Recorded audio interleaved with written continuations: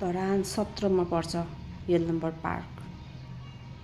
यो किराँतीहरूको पहिलो राजा हाङ यलम्बरको प्रतिमा। छेउमा एकदमै सफा छ, फुलहरू रोपिएको छ। तर यो पार्कको 2 बाटो रहेछ, एउटा सफा एउटा फोहोर। हर्क साम्पाङले चुनाव जितेर श्रमदान गर्नको लागि, कोकाको पानी लिनको लागि उता पाइप तान्न जानुभएको थियो। यहाँ चाहिँ प्रचण्ड आउनुभएको थियो। त्यति बेला खुब सिँगारिएको थियो यो चौतारी, यो घरलाई खुब सिँगारिएको थियो। खै नेता आउँदा मात्रै सिँगारिने हो कि अरू बेला पनि सिँगार्नु पर्ने हो? आउनुहोस्, विशेष समयमा मात्रै सिँगारिने यस पार्कको अहिलेको दुर्दशा हेरौँ हामी। त्यो वाबुको माथिबाट यति मजाले पानी सरर बग्ने गर्थ्यो, अहिले हेर्नु त के छ यस्तो हालत।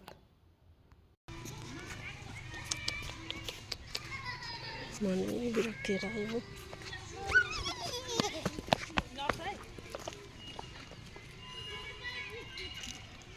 पार्कमा केटाकेटी खेल्नकै लागि हो, त्यही भएर खुल्ला रूपमा नानी बाबुहरू खेल्न आउने रहेछन् यहाँ।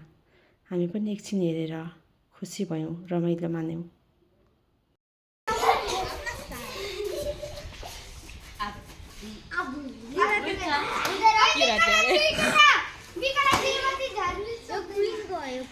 पार्कको अर्को दशा हेरौँ हामी अब। यहाँको त खेल्ने ठाउँ जति साह्रै बिजोग बनाएको रहेछ।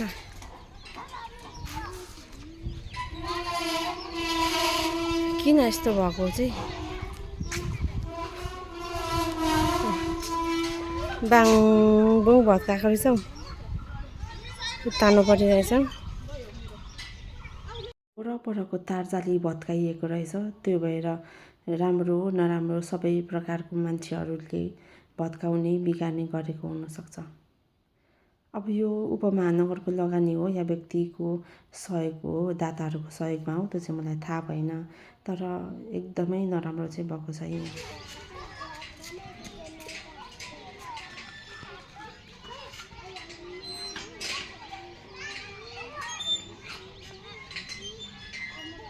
चाहिँ मूल बाटै भएको रहेछ।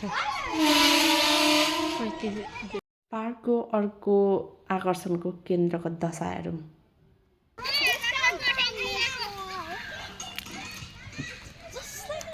Oh my God, कति फोहोर छ। फोहोर छ है छोरी। चराचुरुङ्गी पोखरीमा कठुवा निर्माण गरिदिनु हुने सहयोगी दाताहरूको नामावली। किरण सुच्चा राई धरान 10 15,000 गर्नुभएको रहेछ। धुपीमाया राई धरान 11 10,000। यति पैसा खर्च गरेर बनाउनु भएको यो पोखरीको हालत चाहिँ फेरि यस्तो छ। के गर्ने हो? 30,000मा निर्माण गरेको यो चराहरूले पानी खानको लागि बनाएको पोखरीको हालत चाहिँ अहिलेको अवस्थामा यति छ, यस्तो छ। कति सालमा निर्माण गरिएको बाबा कठै त सम्बन्धित निकायलाई मतलब नभएको होला, तर दाताहरूलाई चाहिँ सम्झिँदा साह्रै माया लागेर आयो। यो सुन्दर घर किराँतीहरूको घर, यो पनि सबैको लगानीले होला। यो लगानीले गरेको अनुसार हेर्नु त दुर्व्यवहार, घरप्रतिको दुर्व्यवहार होला नि यो। बाबा म त आँसु मात्रै आउन सकेन भाइ। यति सुन्दर घर छ, यति राम्रो घर छ, तर हेर त संरक्षण गर्न नसकेर यो व्यक्तिको घर भएको भएदेखि यो कति संरक्षित हुन्थ्यो। सार्वजनिक बनाइदिएपछि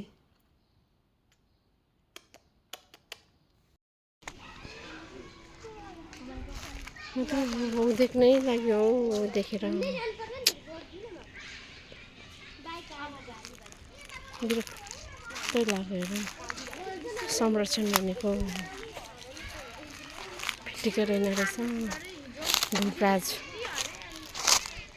निर्मला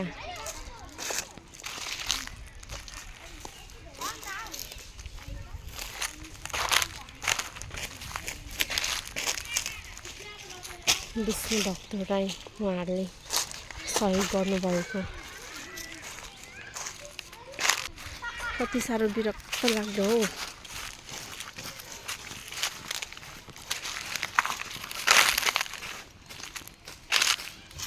कस्तो होला र यस्तो साह्रो बिजोग बनाइएको होला हो यो ठाउँलाई।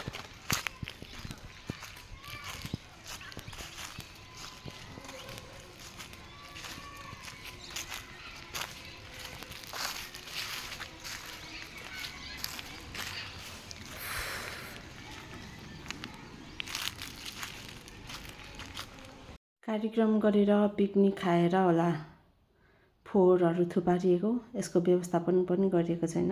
प्लास्टिकको गिलास, प्लास्टिकको थाल, प्लास्टिकको पोकाहरू थुप्रो पारेर थुपारिएको छ। अनि यत्रतत्र यो हेर त यस्तो बिजोग भएको, यो किन यति साह्रो लत्ता छाडेको, जिउ छाडेको यो पार्कप्रति मान्छेहरूले। अनि यो चिउरी चाहिँ कति मजाले फलेको हो नि। अहिले टिपेर खायो भने गुलियो छ कि छैन नि।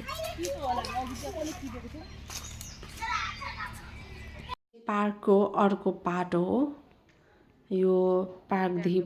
यो पार्कको पुरै जग्गादेखि पूर्वपट्टिको भागमा चाहिँ कार्यक्रम गरिने रहेछ। यहाँ हल रहेछ, यहाँ कार्यक्रम गरिने रहेछ। विभिन्न संस्थाहरूले अनि वंशहरूको पनि कार्यक्रम गरिने रहेछ। आज यो किराँत बान्तावाको बुताङको अर्को वंशको चाहिँ यहाँ मिटिङ थियो होइन, सम्मेलन थियो, अधिवेशन थियो भनौँ न। अधिवेशनमा हामी पनि एकछिन गएर रमाइलो गऱ्यौँ। यसो वरपरको वातावरण, यहाँको चाहिँ वरपर चाहिँ एकदम हरियो अनि सफा रहेछ।